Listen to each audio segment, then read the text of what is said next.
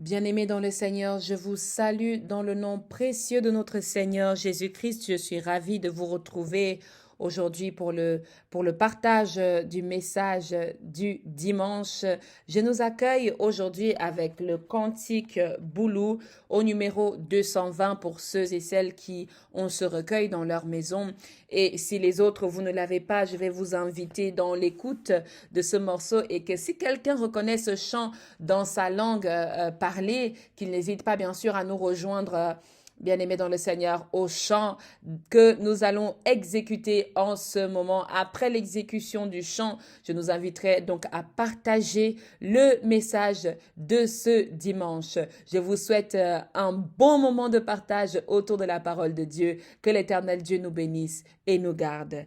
Amen.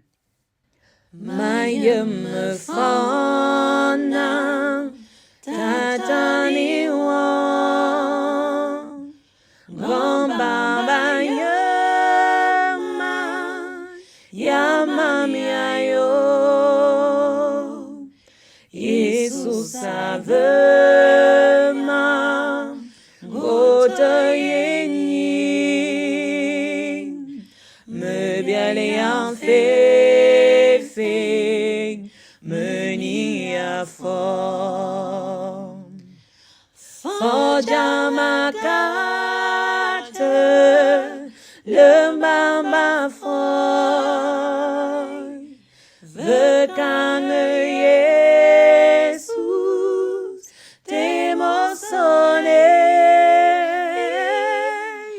Fojamakate le mama foy Si Seigneur vekane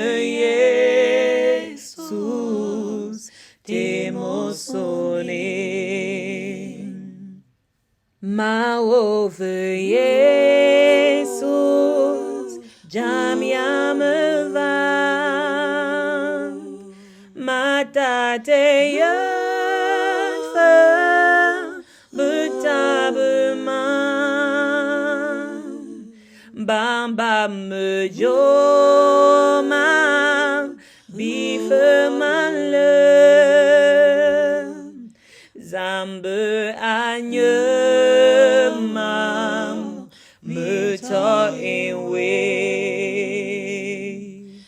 Fojamakate le mama foy Vekane Jesus temosone Fojamakate le mama foy Si Seigneur vekane Jesus temosone Maove Jesus lemvene mieux Biata te wambi itan vengba My young father, most my anyong ita kumyamayo Fojamakate jelema mafai Vekane Jesus temosone Fojamakate le mama fai Si Seigneur vekane Jesus temosone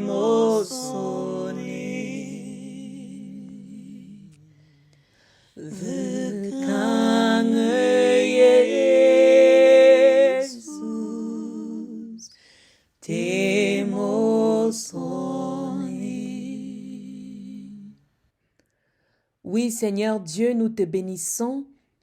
Nous te disons infiniment merci de nous rassembler encore aujourd'hui autour de ta parole. Merci pour ce jour de grâce et de lumière que tu nous accordes. Éternel, renouvelle en nous la présence divine de ton Saint-Esprit, qu'il nous mette dans une disposition parfaite pour parler de toi et pour te recevoir. Sois avec nous, Seigneur, dès maintenant et jusqu'à la fin des temps dans le nom de Jésus-Christ. Nous t'avons ainsi prié.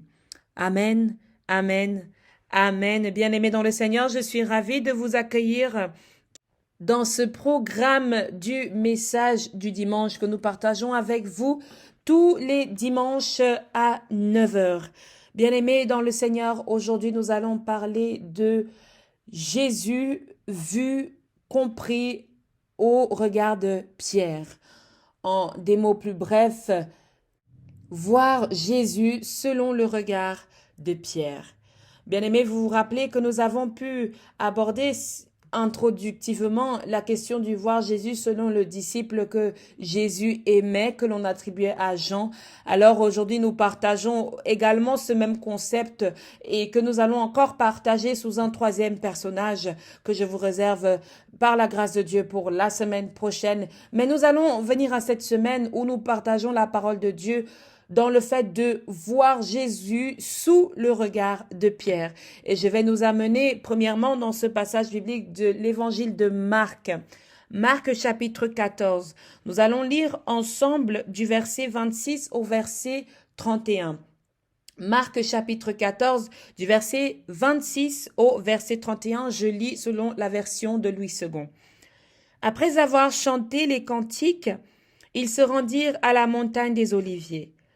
Jésus leur dit, « Vous serez tous scandalisés, car il est écrit, « Je frapperai le berger, et les brebis seront dispersées. Mais après que je serai ressuscité, je vous précéderai en Galilée. Pierre lui dit, « Quand tous seraient scandalisés, je ne serai pas scandalisé. » Et Jésus lui dit, « Je te le dis en vérité, toi aujourd'hui, cette nuit même, avant que le coq chante 2 fois, tu me renieras 3 fois. » Mais Pierre reprit plus fortement, « Quand il me faudrait mourir avec toi, je ne te renierai pas. » Et tous dirent la même chose. Parole du Seigneur, nous rendons grâce à Dieu.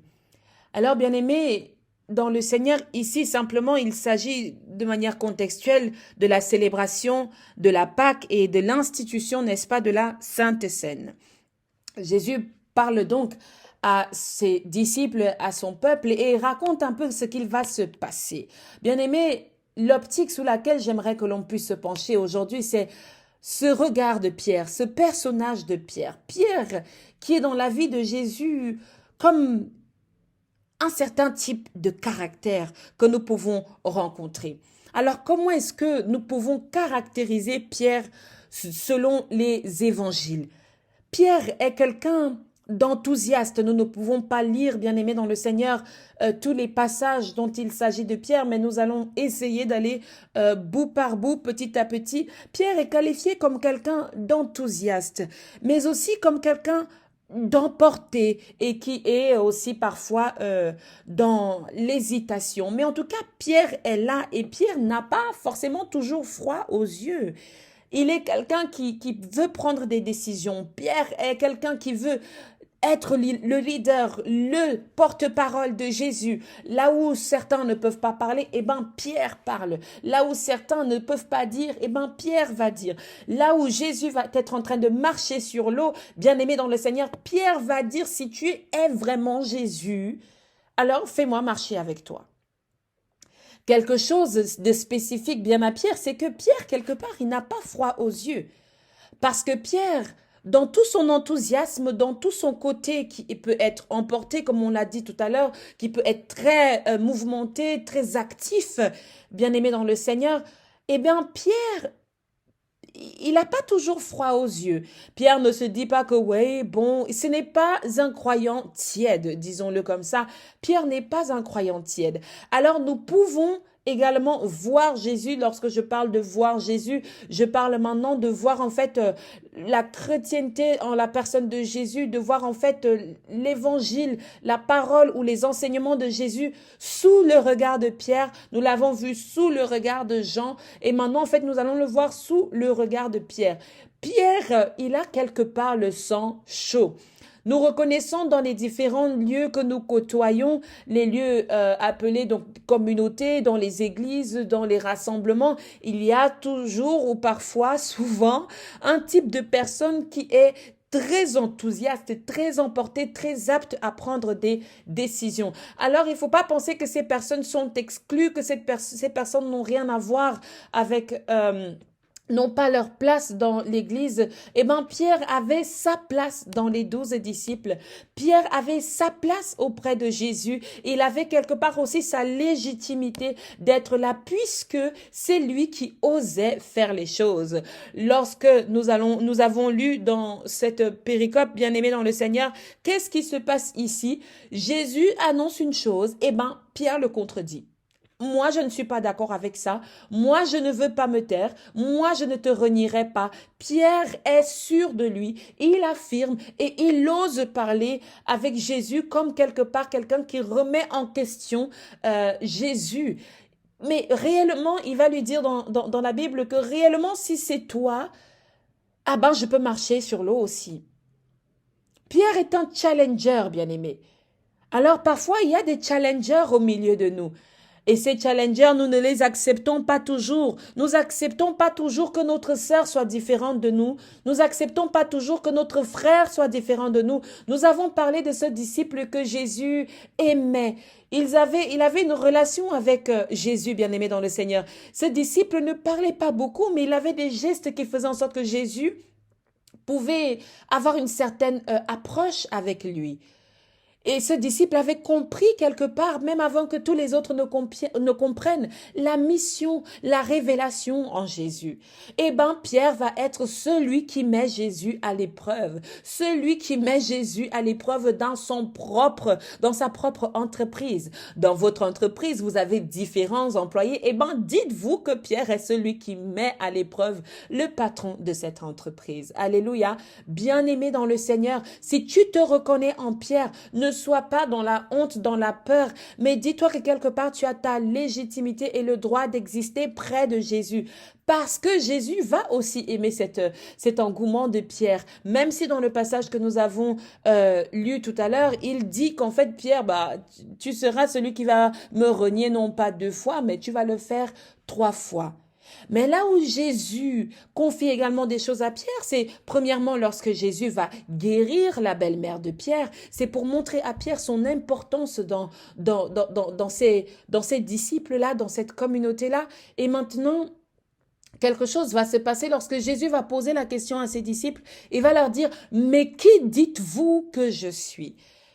Pierre va répondre, c'est Pierre qui va dire « Mais en fait, tu es le Christ. Tu es le Fils de Dieu. » Pierre va reconnaître, comme l'employé dans ton entreprise, reconnaître, non, vraiment, en fait, c'est le leader. Je comprends pourquoi c'est lui le leader. Je comprends pourquoi c'est son entreprise. Je comprends pourquoi telle ou telle chose. Pierre finit par comprendre. Alors j'aimerais aujourd'hui que toi qui vois l'évangile selon le regard de Pierre, toi qui peux voir les gens selon le regard de Pierre, toi qui peux voir les choses selon le regard de Pierre, je veux t'inviter à agir comme Pierre, c'est-à-dire à finir par comprendre chaque chose dans son contexte et dans sa mission. Chacun de nos frères ou de nos sœurs qui nous entourent a sa légitimité, son importance et son droit d'exister. Pierre n'a pas été rejeté parce qu'il mettait à l'épreuve plein de choses. Et même Pierre a été celui qui a entraîné les autres dans le passage que nous venons de lire dans la version donnée par l'évangile de Marc. Et il dit, n'est-ce pas, que quand Pierre a dit, eh ben, moi, je ne pourrais pas te renier. Et s'il faut mourir, je vais mourir avec toi. Tous les autres vont dire pareil. Parce que Pierre a la voix qui porte. Je souhaite parler à quelqu'un qui est comme Pierre, quelqu'un qui se sent être quelque part avec ces caractères que nous avons dit, enthousiaste, emporté, fort, leader, meneur. Si quelque part tu te sens comme ça, bien-aimé dans le Seigneur, je souhaite que tu utilises ces facultés afin d'amener à Dieu les disciples, afin de rapprocher, afin de parler de Dieu, afin de proclamer la parole de Dieu. Utilise tes instruments pour faire vivre la parole de Dieu. Parce qu'également, Pierre va écrire après. Utilise ces facultés pour écrire et faire parler Dieu à travers ton langage, à travers ta personne, à travers les instruments qu'il t'a donnés. Si Dieu a pris la peine et le soin de te créer, ce n'est pas pour rien. Beaucoup de gens se sentent exclus parce qu'ils ont le caractère enthousiaste. Parce qu'on va dire de toi que tu as un fort caractère, tu vas te sentir exclu. On va dire de toi que tu as un caractère de domination, tu vas te sentir exclu.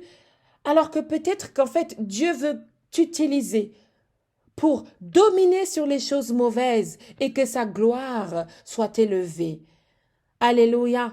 Bien-aimé dans le Seigneur, je veux te parler ici, aujourd'hui, ce matin, de voir Dieu, voir Jésus, voir sa lumière, voir sa parole sous le regard de Pierre. Bien-aimé dans le Seigneur, il y a quelque chose qui va se passer encore lorsque nous lisons Jean chapitre 20 dans le moment appelé la course vers le tombeau. Pierre et ce disciple que Jésus aimait ont couru tous les deux vers le tombeau, bien-aimé dans le Seigneur. Mais il se passe quelque chose, c'est que le disciple que Jésus aimait s'arrête devant le tombeau, interpellé par quelque chose. Pierre est le premier qui entre dans le tombeau. Parfois, cet enthousiasme que tu as, parfois cette énergie que tu as peut t'amener à entrer là où peut-être d'autres n'entreront pas tout de suite, peut t'amener à goûter à des choses que d'autres ne vont pas goûter tout de suite. Ça peut être utilisé comme une force pour l'évangélisation, pour le partage du message de la parole de Dieu. Bien-aimé dans le Seigneur, je veux toucher ton cœur afin de susciter en toi une lumière qui te donne pleinement le droit d'être. Alléluia. Dans la course au tombeau, bien-aimé, il y a ce disciple que Jésus aimait dont on a parlé le dimanche dernier, mais il y a aussi Pierre. Quelque part, il y a aussi toi, dans ton caractère, dans ta façon de voir les choses. L'Éternel t'accepte comme tu es. L'Éternel te veut comme tu es parce que c'est lui maintenant qui va te façonner. Pierre a été le premier à entrer dans le tombeau, donc à constater l'absence de Jésus. Alléluia. Bien-aimé dans le Seigneur, Pierre est également encore celui qui va avoir assez de courage pour dire à Jésus, « Moi aussi je veux marcher sur l'eau. » Même si après il a peur, même si après les profondeurs de la mer et toutes choses qu'il a vues lorsqu'il se rend compte, le font plonger dans l'eau et crier à Jésus, mais Pierre a pu marcher. Sache que peut-être cet enthousiasme, peut-être ce caractère que tu as, le Seigneur Jésus veut l'utiliser pour faire de grandes choses. Lorsque tu vois sous le regard de Pierre, tu vois tout ce qu'il y a comme motivation, enthousiasme et envie de connaître. Envie de connaître. Le disciple que Jésus aimait était déjà dans l'état de la réception. Il avait déjà reçu entièrement. Il était plein en Jésus. Quelque part, Pierre, lui, il a encore soif de Jésus. Pierre a soif du voir, de l'expérimenter, de l'entendre. Alléluia. Bien-aimé dans le Seigneur, si en ce personnage tu te reconnais, je souhaite te dire aujourd'hui que l'Éternel a besoin de toi. Amen, amen, amen. Fojamakat je lembamba foy rekang Yesus timosone Fojamakat je lembamba foy rekang Yesus Te mossone. Alléluia. Amen, amen, amen. Excellente semaine à chacun d'entre vous. Que l'Éternel Dieu vous bénisse et vous garde dans toutes les choses que vous avez prévu de faire dans cette nouvelle semaine qui s'ouvre à vous. Soyez bénis et que la main de l'Éternel ne vous quitte jamais. Amen.